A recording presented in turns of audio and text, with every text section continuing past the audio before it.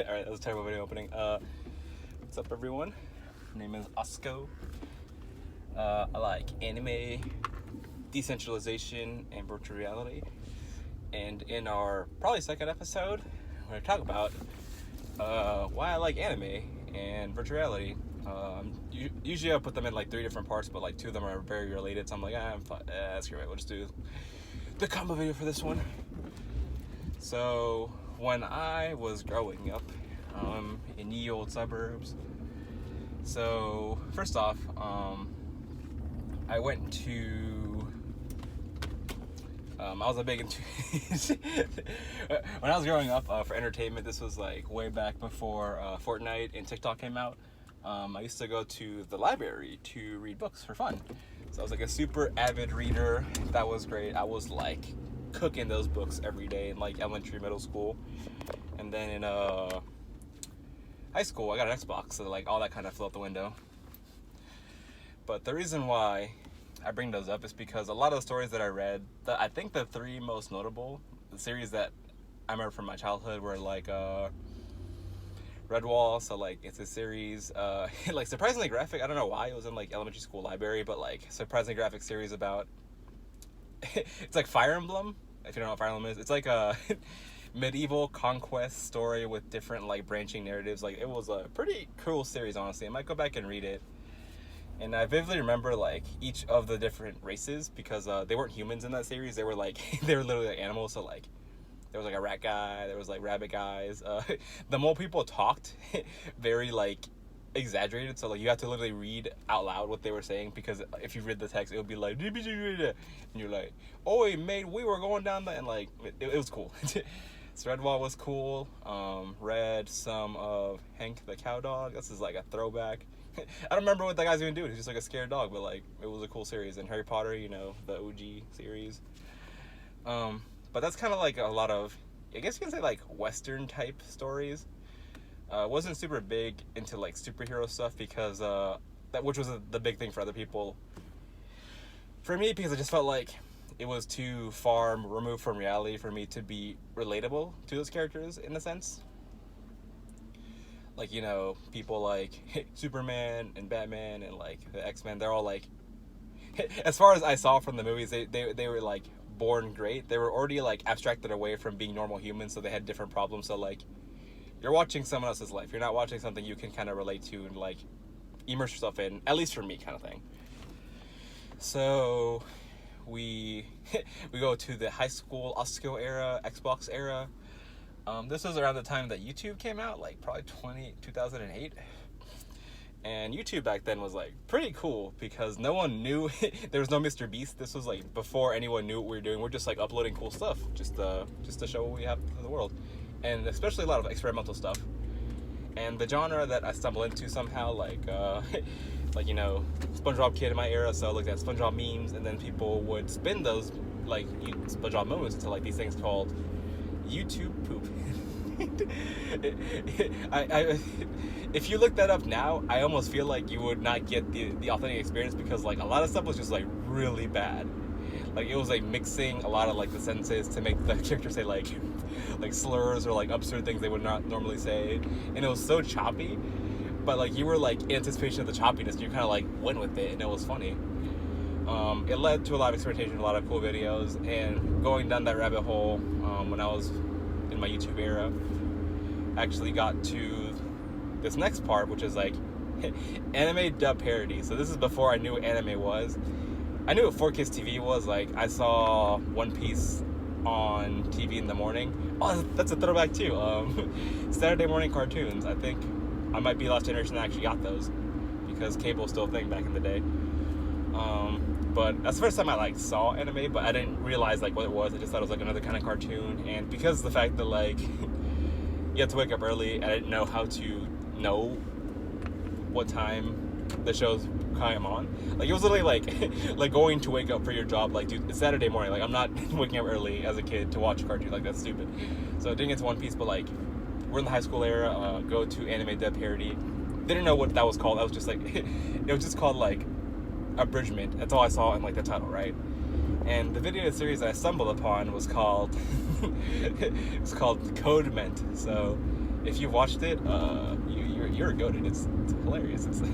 I think it's so bizarre, and like the first time you watch it, you're just here for the ride. You just have no idea what's going on. But like the more times you watch it, I think I watched it maybe like 5-6 times by now because it's like a very short series. But like every time that I've watched it, like I just get something new. Like it's and a lot of the jokes, some of them they don't age not because like they got canceled, but they age just because like the jokes got dated. But like some of the jokes like priceless, timeless. Anyway, like I really like that show a lot. So, and that was like an abridgment of anime. So like I was like, okay, this show's pretty cool. What was the actual show like? Because I knew it wasn't the actual show. So I went back. I watched the actual Code Geass, and that blew my mind.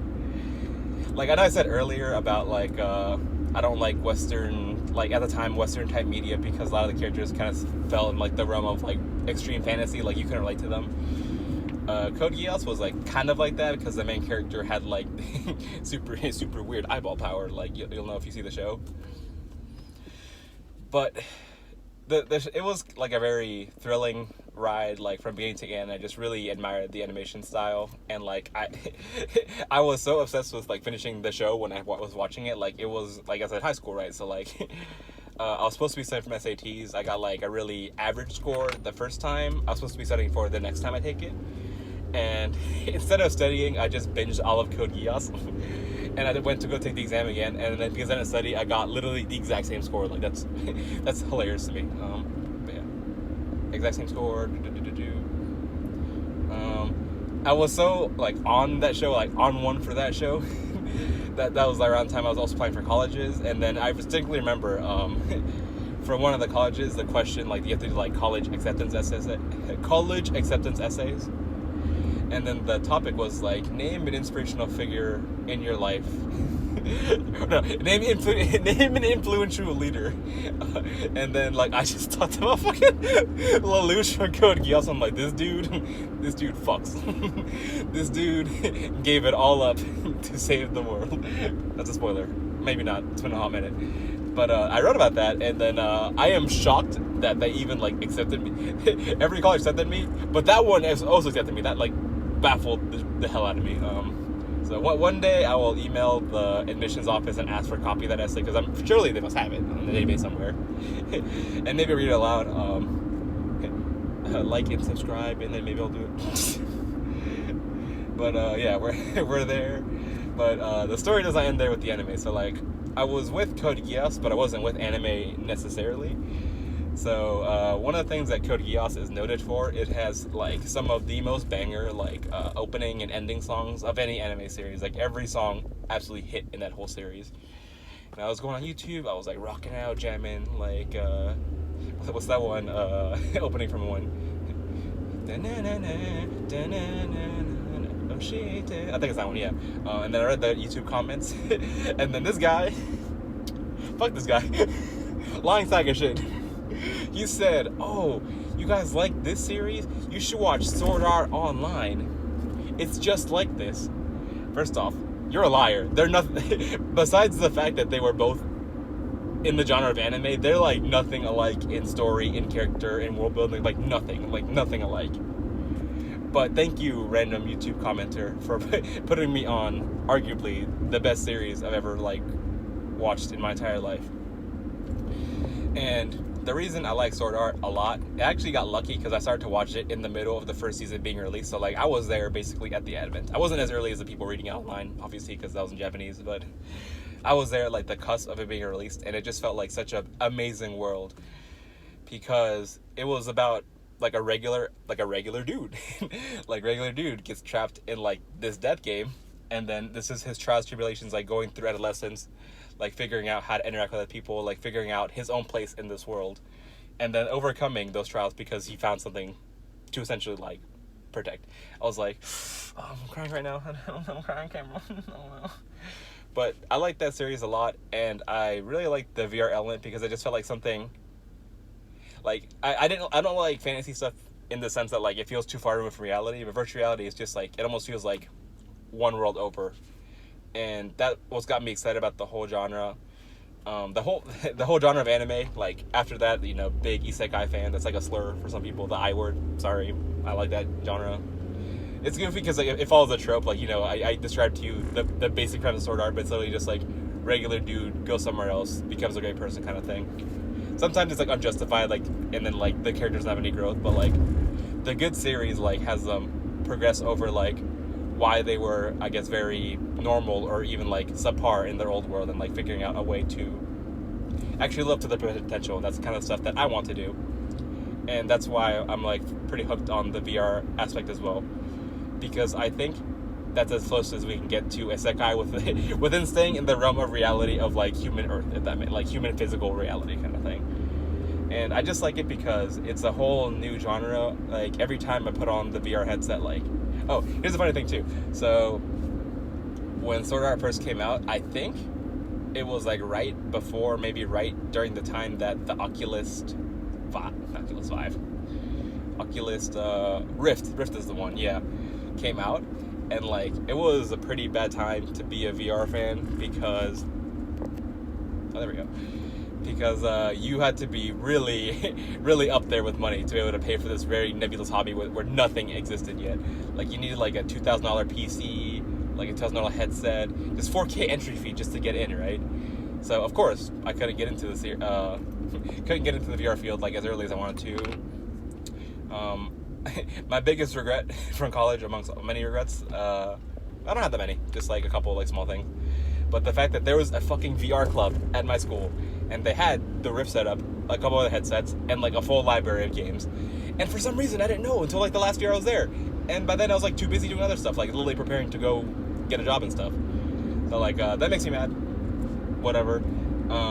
But by the time like I got my first big boy job and was able to afford the Quest, I like every time I put it on, I just feel like I'm in awe that something like this can even exist. Like you put two little tiny like computer screens on your eyeballs, and then you're just somewhere else entirely, and that just like it's like magic. It's really like being somewhere else, and when you're somewhere else, you can probably be someone else, and that's kind of the let me merge.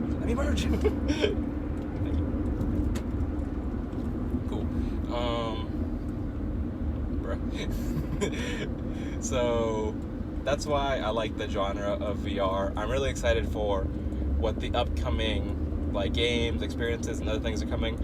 There's been a lot of really insane work people have done within like, I used to call it the freemium platforms. Like back in the day, Allspace was like the big thing. It was this platform powered by Microsoft where you could import a lot of Unity being like one of the game frameworks, like a lot of Unity experiences into it. It was pretty cool. I wish I had more time to play with it. I just spent more time learning how to make it rather than experiencing other people's stuff. But from the few things I have had a chance to experience, it's like it's breathtaking. It's the kind of thing. And I think the medium of, so when you read a book, like I still like books to this day. I don't read them as much anymore because I'm stuck driving the car, as you can kind of see. And I feel like if you're sitting down, you should be doing something productive. I don't know. But I do read books, but with books, when you read books, it's kind of like you read the words, and in your mind, you kind of form the story of what's happening. So everyone has like a slightly different interpretation of like the way the characters look, the way they talk. Like we all read the same words, but we have different interpretations of like how they come in. And then movies are great too. I'm starting to have like a better appreciation for movies ever since I started hanging out with like this movie watching group in like town. And it's cool because you get to see a story told through the eyes of the director. So like you have to see what they envision for you to see in every scene, and that's how you immerse yourself. And you get like a closer unisingular, big words. You get basically the same experience like for everyone, and the other things take differently are like the way you interpret scenes, but it's very much like it's made for you kind of thing. And VR is kind of like this very new realm that's like, I would say, very unexplored. It recently became accessible in the sense that, like, you know, earlier I said it costs like around 4K to even get the headset and the computer. Now with the Quest bumped down to like around $400, probably get like less than that, like on eBay or something like that. Now we're in this genre where you are in the story, and now you have the choice to either experience it or maybe even do things. But it's very hard. I've not seen like a lot of new things come out. Like all of the things that do come out, the biggest complaint I see in VR is like none of the games that you play stick with you kind of thing. Like, Code Geass is, I guess I'll say it's one of my favorite animes. Like, I haven't watched it in probably over a decade, but like a lot of it stuck with me, kind of thing. Sword Art sticks with me because like it's everywhere in my life. I make it that way.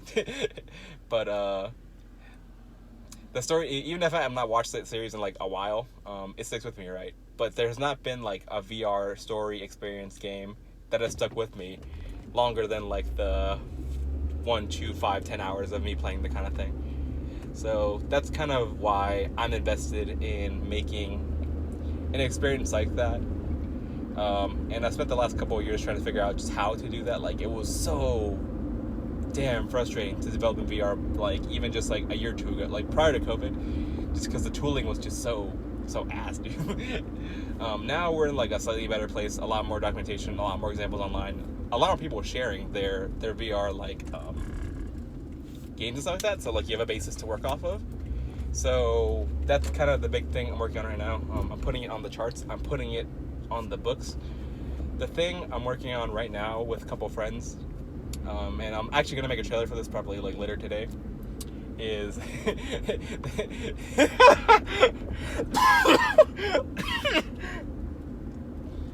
so the like I don't know if you watched High School Musical.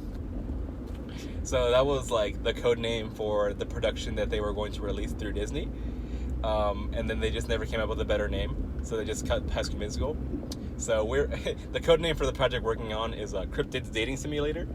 So it is as it's as funny as it sounds, kind of thing.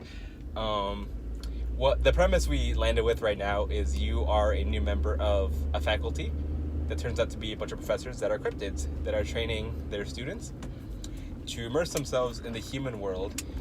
And this idea is so great because most of the time when you work on things like that aren't directly monetarily related, you need to like basically like be pulling teeth to have people join your project, right? Because this is like their time, their precious scarce after work time that they're dedicating to this thing that's essentially just like, we don't know if it's gonna succeed or not, but like the idea is just so invigorating, like, so we want to see this through, kind of thing. Everyone came together on this project like on their own, which I think was like amazing. So I'm the lead dev for this team. I'm trying to make this like in a VR experience, so you can access it through like your phone, your desktop, your actual headset. We have a story writer and we have an artist right now. Don't have a marketer. I guess it's gonna be me memeing on like these blogs. But this is my mark. This is going to be the beginning of Sword Art Online 2, codename Cryptid Dating Simulator. The official name right now is Clown Math. I don't remember the acronym off the top of my head, but it's something like Cryptids Learning Our Ways Near Math. Basically just like humans trying to learn math.